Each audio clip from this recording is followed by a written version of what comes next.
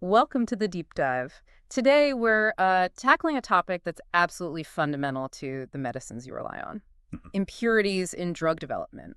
Yeah, When scientists are creating new therapies, it's not just about crafting the main active ingredient perfectly. It's also about, understanding and controlling everything else that might be in the mix. that's right. Those unintended components. Exactly. They can impact how safe and effective a drug is for you. It's like, imagine you're building a really complex machine, loads of tiny parts. Okay. If even a few of those parts are slightly off, or maybe there are unexpected little bits of material left over from manufacturing, well, it could affect how the whole thing works. Right. It could even break down. Precisely. And in drug development, these unexpected bits are the impurities. So our deep dive today is all about where they actually come from in the intricate world of organic synthesis. And it's not just about playing detective, figuring out where they come from, is it? No, not at all. It's also about the sophisticated toolkit, the strategies used to find them, keep tabs on them, and ultimately, well, minimize or eliminate them. Absolutely.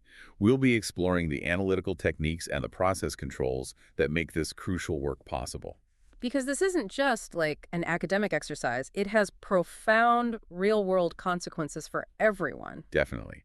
Regulatory agencies worldwide, like the FDA, they scrutinize these impurities very closely. I bet. Their presence, even in tiny, tiny amounts, can be a huge stumbling block getting a new drug from the lab to, your medicine cabinet. So we're really talking about safeguarding against potential harm.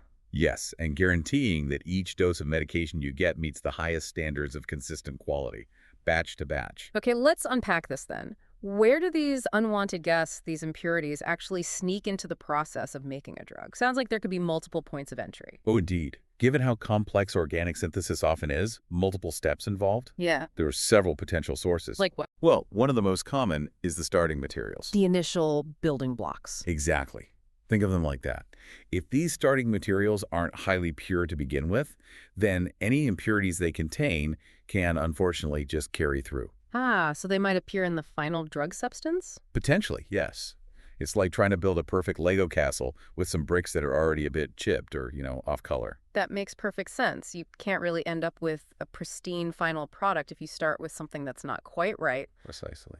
What other factors can introduce impurities? The reagents we use, Yeah. the substances that actually drive the chemical transformations, they're another key source. Okay. These reagents themselves can contain trace impurities, or, interestingly, they can even degrade under the conditions of the reaction. Oh, really? So they break down. Yeah, leading to the formation of new, unwanted compounds. And these chemical reactions, they can be quite involved, right? Often a whole sequence of steps. Yeah. Exactly. Very carefully orchestrated sequences. And during these steps, we form intermediates, Right, temporary molecules. molecules created temporarily, then further transformed into the final drug. Now, some of these intermediates, they can be inherently unstable under the reaction conditions. Okay, so they might break down or react in ways you didn't expect. Exactly. And this can lead to impurity formation. We actually see a clear example of this in one of our sources. Oh, yeah. In a transition metal-catalyzed coupling reaction, an intermediate just wasn't stable enough under the basic conditions used. And what happened? Well, it led to a specific impurity, known as compound 16, and probably other larger unwanted byproducts too. We call those oligomerization products. What? Oligomerization. It's where intermediate molecules start linking together, forming bigger unwanted chains. Gotcha. And what's really interesting is that this issue became much, much worse when they tried to scale up the reaction. Scale up, you mean make larger quantities? Yes, to produce larger batches of the drug. So what worked fine when making a tiny amount in the lab became a big problem when trying to manufacture it. Exactly. That really highlights a critical point. What works on a lab bench doesn't always translate smoothly to large-scale production. Subtle changes in conditions can dramatically impact impurity formation then. Precisely. Hmm. There's another example in our materials, too, about forming an isomeric impurity, compound 25. Isomeric, same atoms, different arrangement. That's right. And this happened during the salt formation step. Again, it was linked to slower processing times at larger scales. So more time meant more opportunity for that unwanted isomer to form. Seems like it. It shows it's not just the ingredients, but also the specific conditions, the timing of the manufacturing process. They all play a crucial role. Okay, so ingredients, intermediates. What about the liquids, the stuff the reactions happen in? Ah, solvents. Yes, another potential contributor. impurities already present in the solvents themselves, or even products that form as the solvents degrade over time, maybe under certain reaction conditions. They could contaminate the reaction mixture. Makes sense. And catalysts, the things that speed up reactions. Yes, catalysts too. They're essential, but they can also be sources of impurities, How so? either as trace amounts of the catalyst itself just remaining in the product or from the catalyst breaking down during the reaction. Huh. It almost sounds like every single thing we introduce into the synthesis has the potential to bring along some unwanted baggage or create new problems. That's a very astute way to put it, actually. That's a good observation. And then, of course, even the reaction you want to happen, it doesn't always go perfectly, right? Not always. You can get reaction byproducts, Mm-mm. unintended side products that form alongside your target drug molecule. Any examples of that? Yeah. Our sources mentioned an unsuccessful attempt at a particular reaction, a palladium-catalyzed aminocarbonylation. Okay. Instead of mostly getting the desired amide product, they ended up with significant amounts of a ketone arylation product and an amination product instead. So the reaction just took a completely different path. Pretty much, leading to these major unwanted molecules. It shows it's not always a straight path to the drug we're trying to make. There can be detours. Side roads leading to impurities. Now, this might seem obvious, but what about the physical stuff, the equipment used in manufacturing? That's an extremely important point. Yes, the equipment and utensils. They can introduce impurities. Absolutely. Think about tiny amounts of lubricants from machinery, maybe metal fragments, even residues from cleaning agents if the equipment isn't cleaned perfectly. Wow. And this is where regulations like CFR Title 21, Part 211 come in. Okay, regulations for the hardware. Exactly. Part 211 is about the design and maintenance of pharmaceutical manufacturing equipment, specifically to prevent this kind of adulteration, this contamination.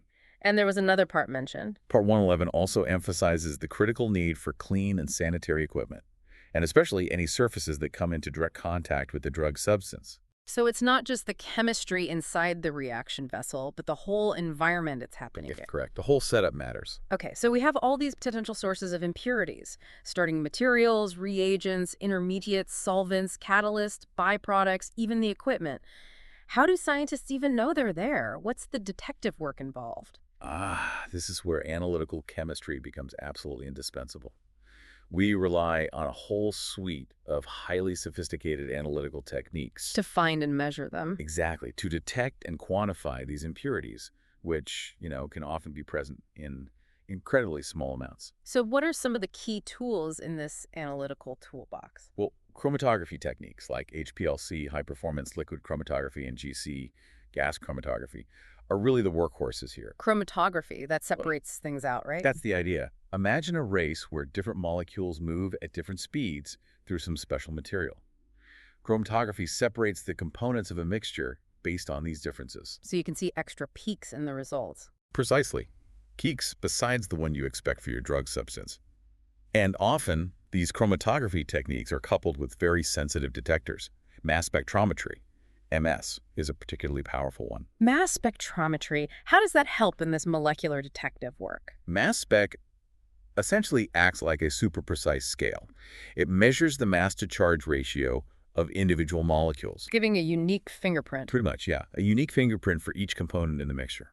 And advanced mass spec techniques, like those using time of flight or TOF, mass analyzers, offer exceptionally high mass resolution. High resolution meaning? Meaning much greater selectivity. We can distinguish between molecules that have very, very similar masses. Even tiny differences. Even tiny differences.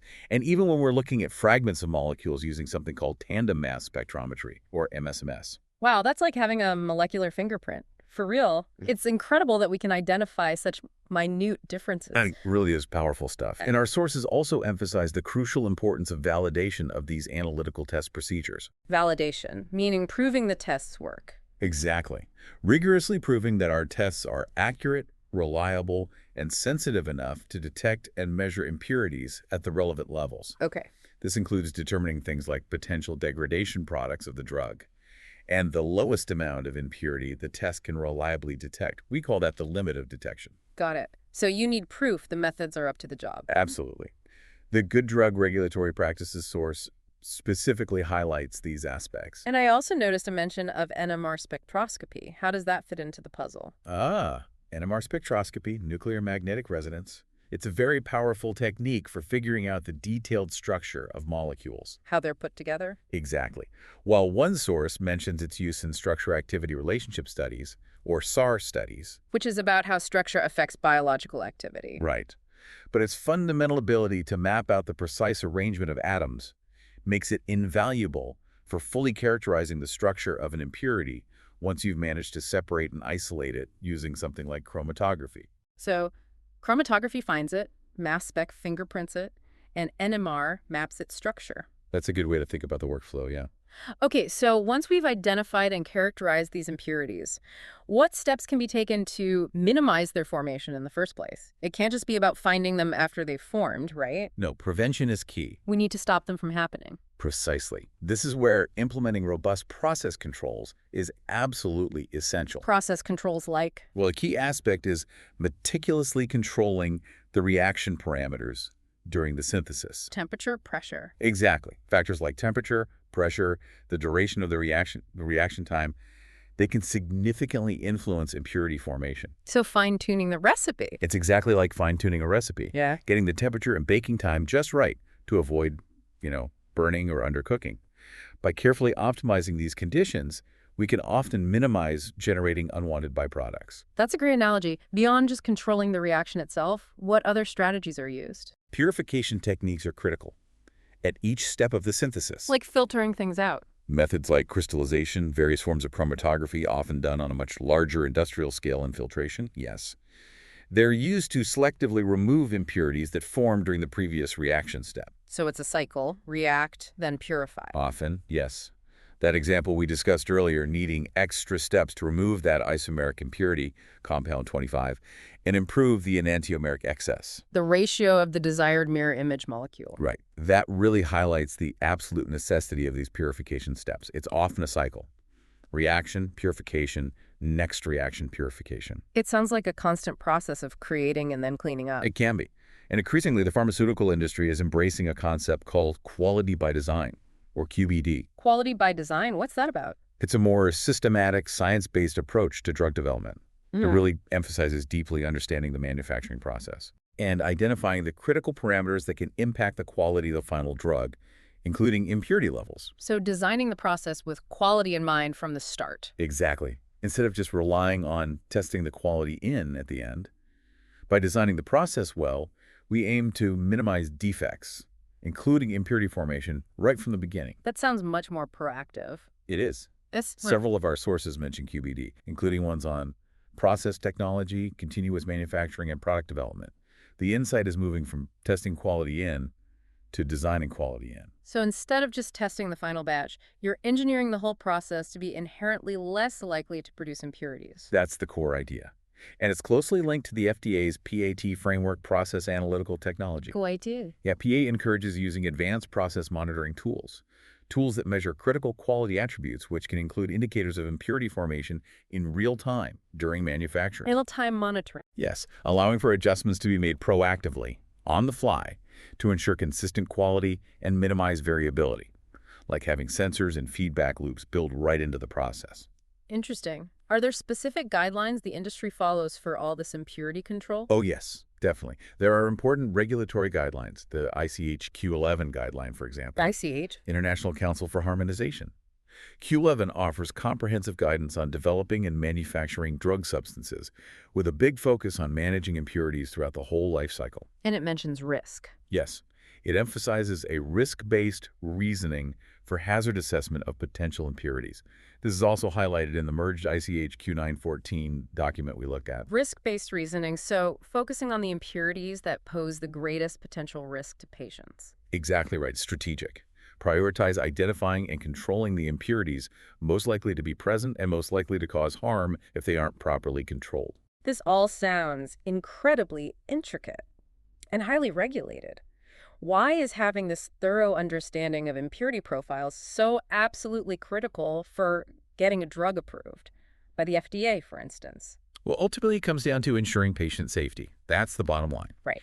Regulatory agencies like the FDA mandate a very comprehensive understanding of the impurity profile of any new drug substance. Meaning? Meaning not just identifying all potential impurities you might reasonably expect, Okay. but also precisely determining their levels in the final drug product, Ah.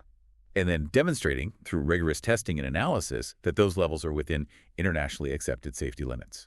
So it's not enough to just show the main drug works and is safe. You have to prove everything else present is also safe and acceptable. Absolutely. And there's a particularly critical area of regulatory concern: genotoxic impurities. Genotoxic. It sounds bad. It is.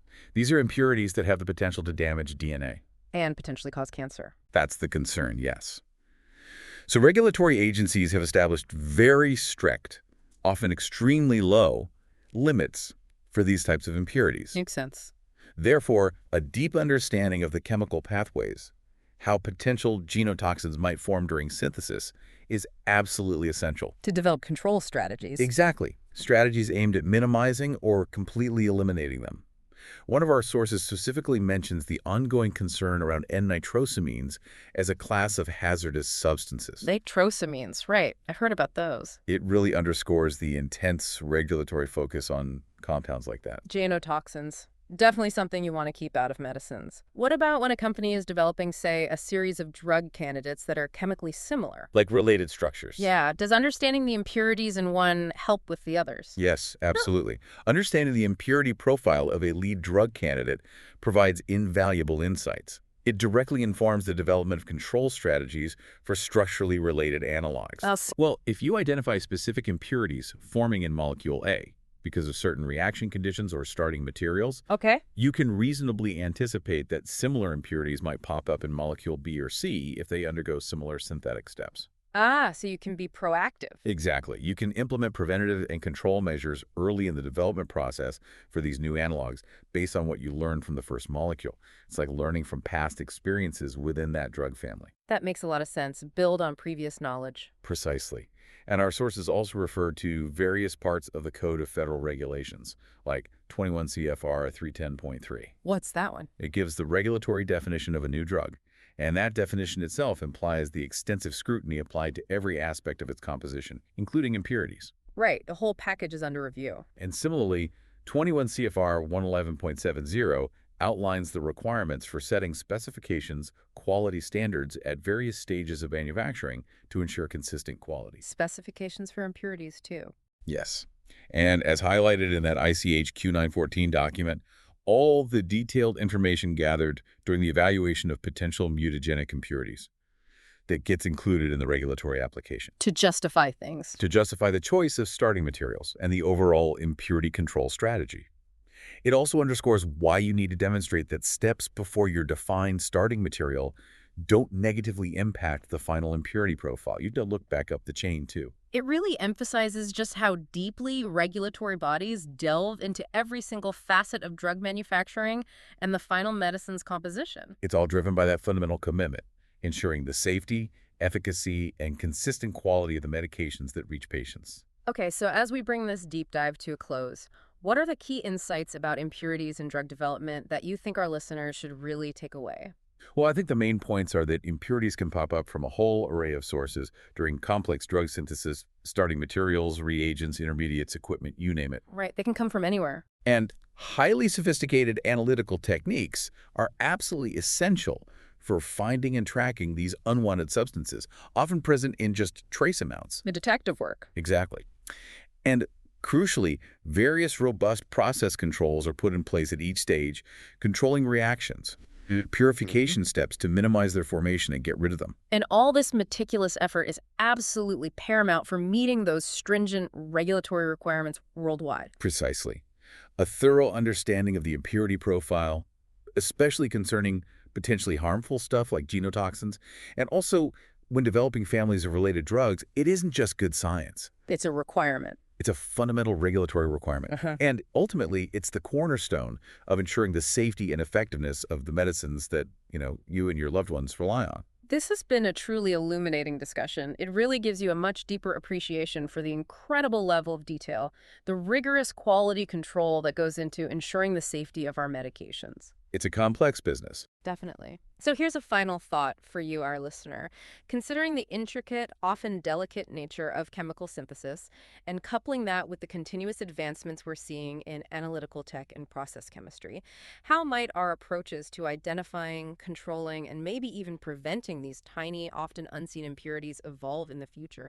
How can we guarantee even safer, even more effective medicines for everyone down the line? It's a fascinating balance, isn't it, between innovation and that unwavering commitment to quality assurance. Something to think about.